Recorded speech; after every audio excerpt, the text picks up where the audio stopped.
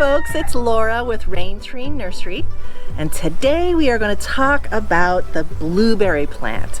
Blueberry in Latin is Vaccinium corymbosum, and it's one of the few commercial fruits that actually originated in the northern hemisphere. It wasn't actually introduced into Europe until the 1930s, which is really recent in the grand scheme of things.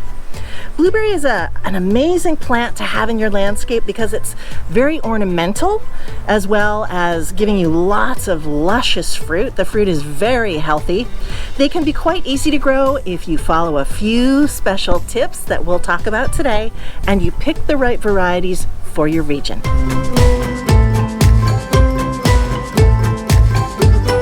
So there are three basic kinds of blueberries. There's the high bush blueberry, which is the one you're probably most familiar with. It can grow anywhere from 3.5 to 8 feet tall. They're all about 4 feet wide. There's the low bush variety, which are usually found in the colder climates. Brunswick is an example of a really widely available variety, and it's short. It can be a foot up to that 3.5 foot tall height. Then there's rabbit eye blueberries, and these are for you southern growers. Rabbit eye blueberries don't need a lot of chill hours, and the fruit and the roots don't overheat the way that high bush blueberries can in the hotter areas. So for southern growers, rabbit eye berries or plants that have been bred with rabbit eye parentage are the ones you want to choose. So blueberries can be grown in many different types of locations. The berries will be sweetest if you grow them in full sun, although in some of the very hot climates, you might want to give them a little bit of afternoon shade so the fruit doesn't overheat and the plant doesn't suffer. For those of you growing in very hot conditions, the southern high bush variety, which is a hybrid of the northern high bush and the southern rabbit eye, are exactly what you want because they will tolerate those hotter weathers. The southern high bush also has the wonderful quirk of being semi-evergreen. So there are varieties like Sunshine Blue or Misty or Star that will lose some of their leaves in the wintertime, but will keep some of them, and they will turn this beautiful burgundy red. So not only do you get the beautiful blooms in the springtime and the wonderful fruits in the summer and the amazing fall color in the fall, but then you also get the beautiful burgundy color of the leaves that stay in the winter. And even those southern high bush varieties, although they keep their leaves, many of the other varieties that are not southern high bush will have really colorful stems in the fall and winter as well, red or yellow or orange. And so once again, you've got 4 season interest. So when people talk about blueberries and pollination, don't get confused. Most blueberries are at least partially self-fertile, which means you don't have to have more than one plant in order to get fruit. I can only think of 2 varieties out of the 40 plus that are out there that actually must have another blueberry for pollination. However, if you have more than 2 different varieties together, each of them will be more fruitful. So I don't know, I kind of look at it like potato chips. Who can have just one? That's how I think about blueberries.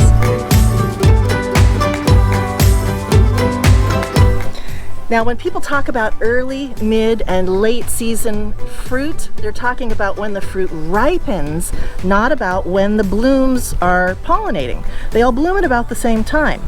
So it is important to recognize, are you getting early, mid, or late season ripening? For us in the Pacific Northwest, early plants start giving in July.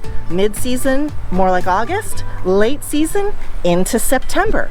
And when you're buying blueberries, it's really good to get a mix of varieties so you get the early, the mid, the late. You could get, 8 or 10 weeks of blueberry fruit if you plant it right. So a lot of people will ask, are blueberries good to grow in containers? And I say in very certain varieties, yes. In fact, Sunshine Blue, which is a southern high bush, is my favorite blueberry to grow in containers because it has that southern heritage. The roots can get a little hotter, the plants can get a little hotter, and they'll tolerate that and still be productive. Many other blueberries will really pout when you have hot roots and hot above. They just don't like it. You have to make sure to keep them very well watered. In fact, any blueberry variety is going to benefit from water all summer long, forever.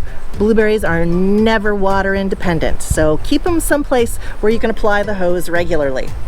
They like really damp soils. They're marsh plants originally, so making sure there's lots of organic matter in your soil is really important.